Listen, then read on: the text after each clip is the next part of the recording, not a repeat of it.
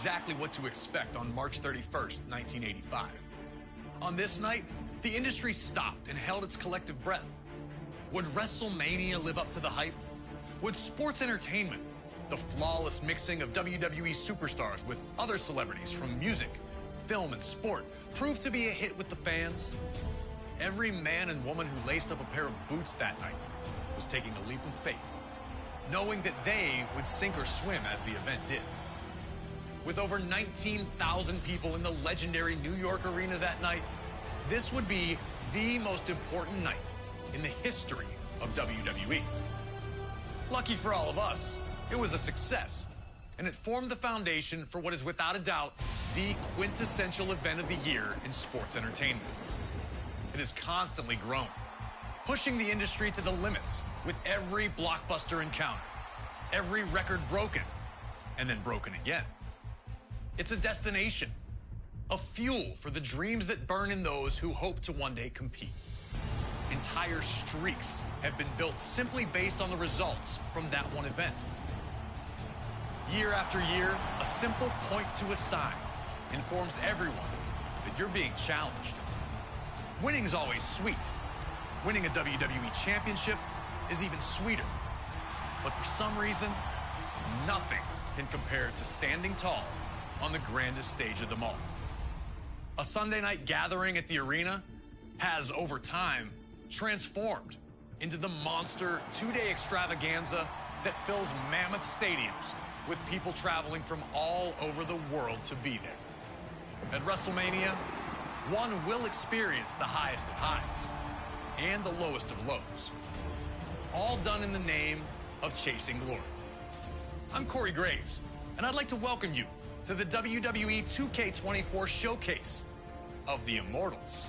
Here, we will spotlight some of the biggest, craziest, most jaw-dropping, action-packed matches in WWE history. It'll be on you to retrace the historical footsteps by way of our showcase objectives and lead these titans of industry to victory. This year, as WrestleMania turns 40, let's look back at the journey to get here together and relive some of the most memorable moments from WrestleMania's past. All right. So here we are for the WWE 2K24 WrestleMania Showcase. Now, obviously, I decided to use the showcase intro here, and I didn't make a video intro, outro for this one because I figured since with the My Rise, I was trying to make it look more like a work, so I didn't want to show the My Rise intro during the My Rise journey. But with Showcase, obviously this is a shoot because I'm going to be playing as different wrestlers for different WrestleMania moments. And obviously during this time, the pay-per-views were tough to work with. Hold on. The first WrestleMania set the stage for everything that was to follow. All the way around the world. Now you know what it's all about, brother. Celebrities were out in full force, showing that this was the place to be. WrestleMania 2 pushed the boundaries, taking place in 3 different locations: New York, Chicago, and Los Angeles, delivering 3 huge main events. But it would be WrestleMania 3 in 1987 that truly displayed WrestleMania's full potential. And for our first match of the 2K24 Showcase of the Immortals, we go into the first verified WrestleMania Classic, the legendary clash for the WWE Intercontinental Championship between champion, the Macho Man Randy Savage, and his challenger, Ricky the Dragon Steamboat. Intercontinental champion since February of 1986, Savage tore through anyone who challenged him. That included a successful defense against George the Animal Steele at WrestleMania 2. A clash between Savage and Steamboat during a late 1986 edition of launch a vicious attack on the Dragon after the match, taking him out of action. Savage would attempt to duplicate the attack on Steamboat's friend and former opponent George Steele during the first Saturday night's main event of 1987. Fortunately for the Animal, Ricky would make his well-timed return for the save, leading to the rematch between the two at WrestleMania. What transpired between the two combatants can only be described as art. A fast-paced, high-action classic unfolded in front of 90,000 plus in attendance, with both men coming so very close to victory on a number of occasions. Would Savage be able to turn back the challenge of his angry opponent? Would Ricky Steamboat get revenge? These questions would be answered over the next 15 grueling minutes. And when it was over, Everyone in attendance and those watching at home knew they had been a part of something special. The two superstars would forever be etched in history following the match, with Ricky Steamboat finally putting an end to the Macho Man's historic reign. All right, so this is the first match we're dealing with. As I mentioned before, with the showcase mode, I knew I was going to be fighting as different people, and I'd be in different matches, so I just took it upon myself to just start off with the showcase, and there was no need for intro and outro video. Now, obviously, because the webcam was still non-existent, obviously there was not a lot of talking during this, which is why I'm here doing this first one now. It says you can't get too aggressive in there. Dodge, reverse, block, or break 3 of Macho Man's attacks in the ring. And then also taunt Macho Man while you're both in the ring or on the apron. So obviously we're starting off with Randy Savage versus Ricky Steamboat, which obviously stole the show at WrestleMania 3. Now, I do have a deeper opinion on this, but I'll wait till the next match or the next video to talk about that. But obviously this was a show stealer. Now, obviously, for those of you who may not know, Macho Man Randy Savage is my favorite wrestler of all time. I'm a huge fan of Macho Man. Loved him as a kid. I used to always do the Macho Man flying elbow when I was a kid. I would literally jump off the dresser and always hit my dad with a flying elbow to wake him up in the morning. I used to be a big fan of Macho Man. His promos and the whole slim into a Slim Jim. Ooh, yeah. Dig it. You gotta have beef. Gotta have spice. Need a little excitement. So I was always excited about that. And of course, with Ricky Steamboat being involved in this was probably the awkward part, was because Ricky Steamboat won the match, I had to play as Ricky Steamboat during this match. And for anybody that knows, I have a personal, issue with Ricky Steamboat. Ricky Steamboat is one of many wrestlers that I don't like, but my reason for not liking Ricky Steamboat has nothing to do with his in-ring work or even his promos for that matter. My issue with Ricky Steamboat, for those who may not know, stems from a personal issue.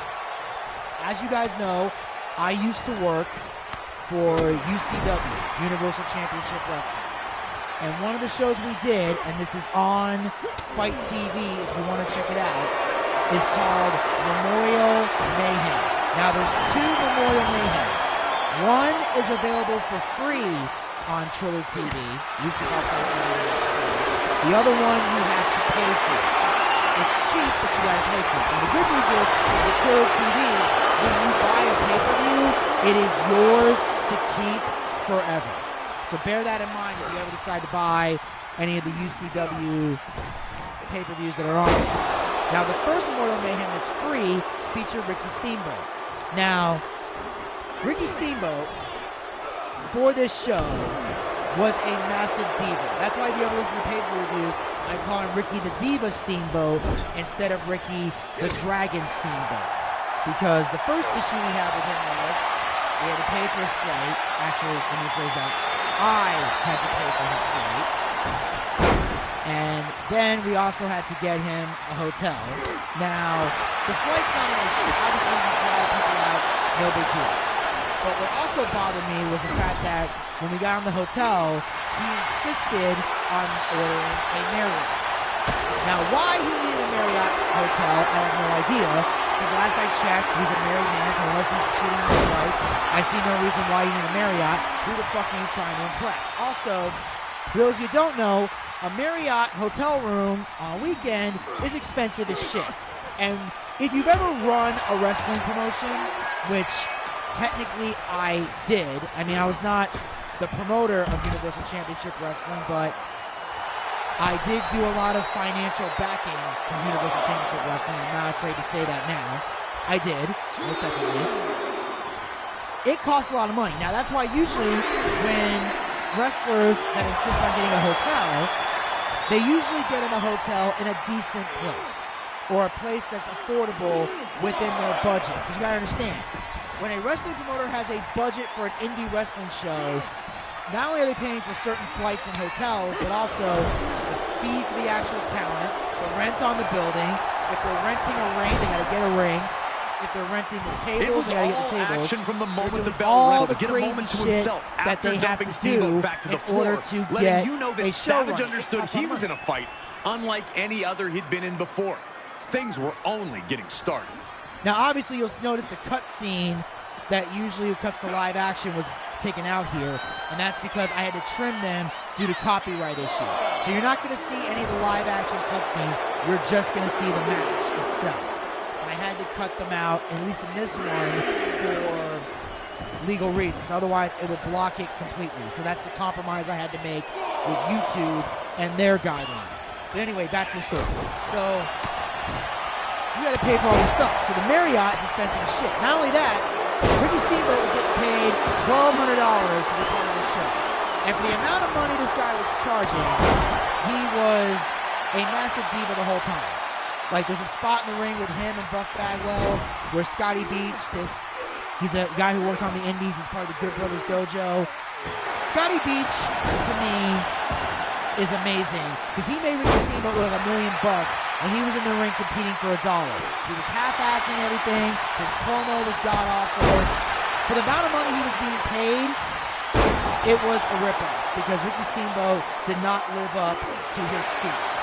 This was literally a legend getting paid legendary money to not be a legend. And what really aggravated me was when I found out later that he refused to sign an autograph for a kid at an event because he didn't have 20 bucks on it. And what happened was, usually at shows, guys have merch tables, and they have their own gimmicks they can sell and charge whatever amount of money they want. But we also have UCW, like, pitch promos, like posters and programs and stuff like that. And if somebody comes up with one of those, you are supposed to sign it free of charge. Everyone knows that going in. You don't charge for an autograph at UCW merch, but you do charge for your own 8x10s and the shit that you bring. Now, this 7-year-old kid had a poster. He walked around the entire building and got people to sign this poster. Carlito was on his card. He signed the poster. Johnny Swinger, he signed the poster. Buff Bagwell signed the poster. Teddy Long signed the poster.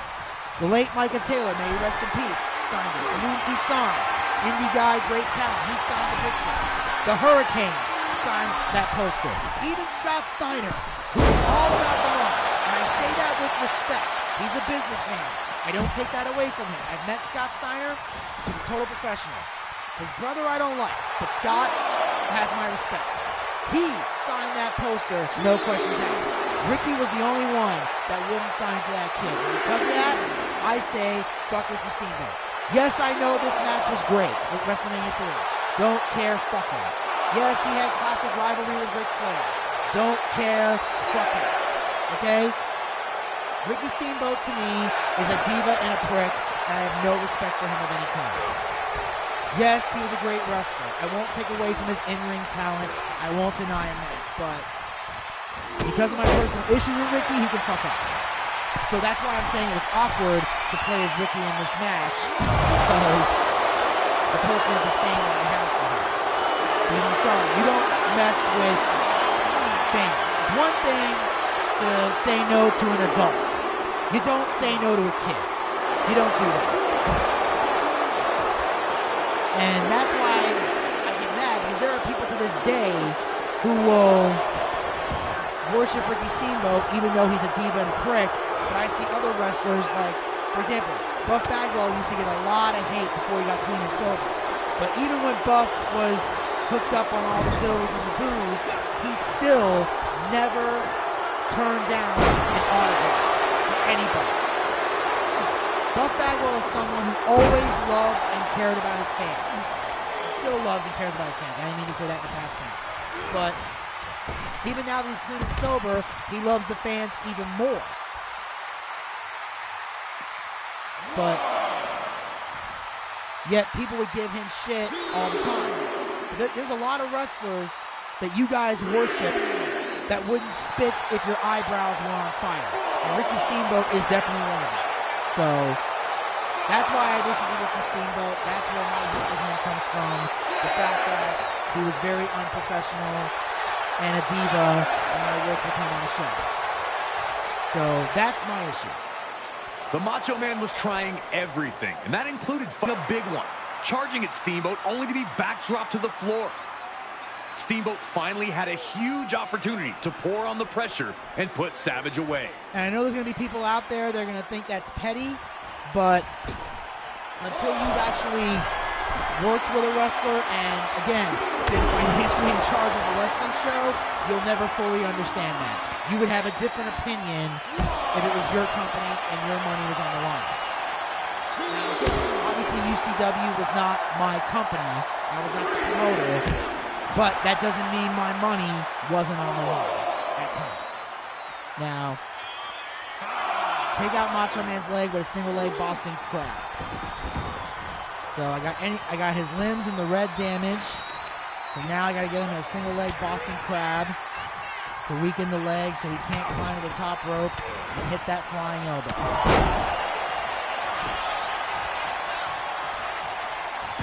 So here we go.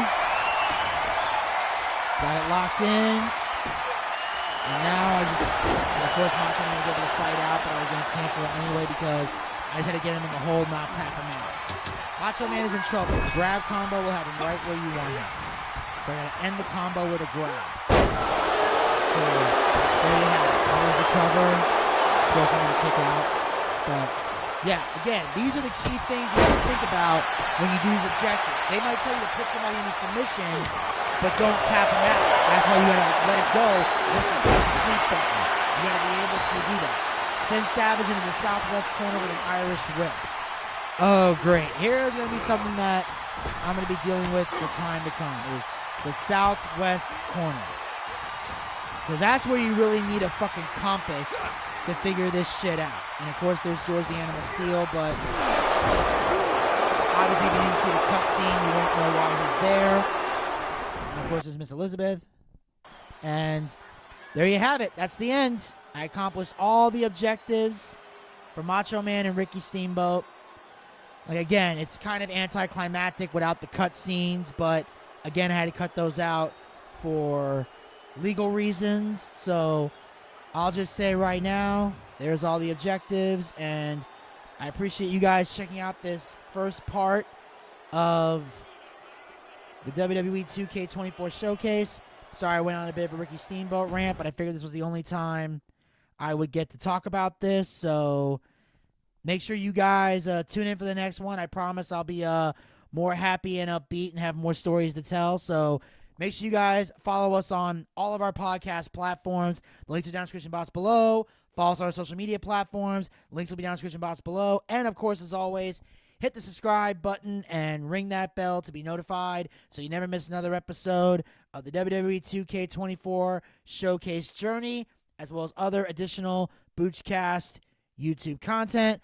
I'll talk to you guys next time. Until then, pizza, baby!